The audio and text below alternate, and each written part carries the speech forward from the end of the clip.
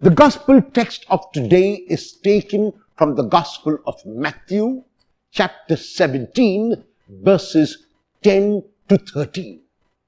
It is a scene immediately after the transfiguration. Jesus is coming down with the 3 disciples he took with him on the mountain, Peter, James, and John. And even as they come down, they have a question, not so much about the transfiguration, but about the coming of the Messiah. And so their question is, why do the scribes say Elijah must come first? In the book of Malachi, chapter 3, verse 1, God speaks about sending a messenger. That messenger in Malachi chapter 4, verse 5 has been identified as Elijah. So it was an understanding of people that before the Messiah came, Elijah would come to prepare his way. Jesus speaks about John the Baptist as the renewed and as the new Elijah. And he tells his disciples that just as Elijah came before God, so John the Baptist has come before the Messiah.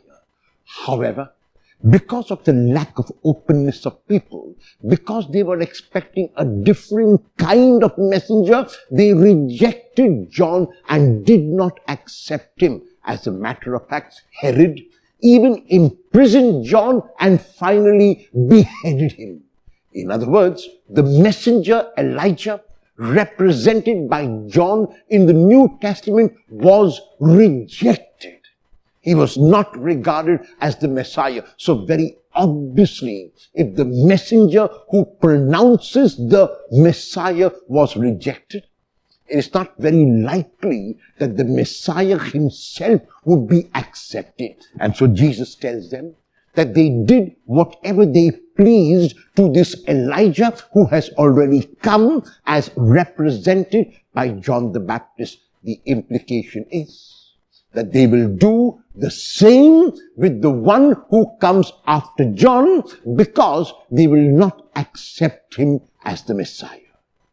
Jesus, however, will not let that deter him, because Jesus is not concerned about what will happen to him. He's not concerned about his personal safety, about his personal comfort. What he's concerned with is spreading the message received from the Father of unconditional love. And if the love of the Father is unconditional, then that love will be given continuously and constantly. The person who receives that love has to decide whether they want to retain that love, want to receive it, or they want to reject it.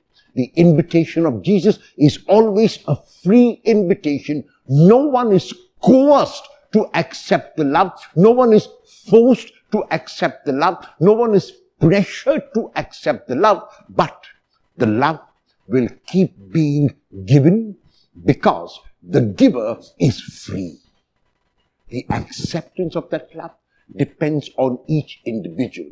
If we open our hearts wide, we can see in John the Baptist the Elijah who is to come.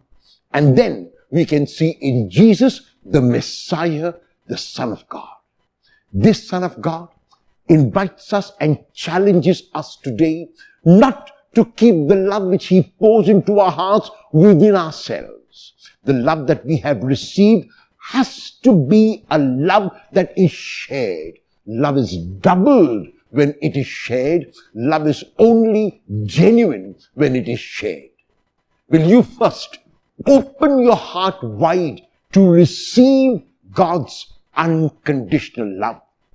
And then, will you share that love with at least one person today?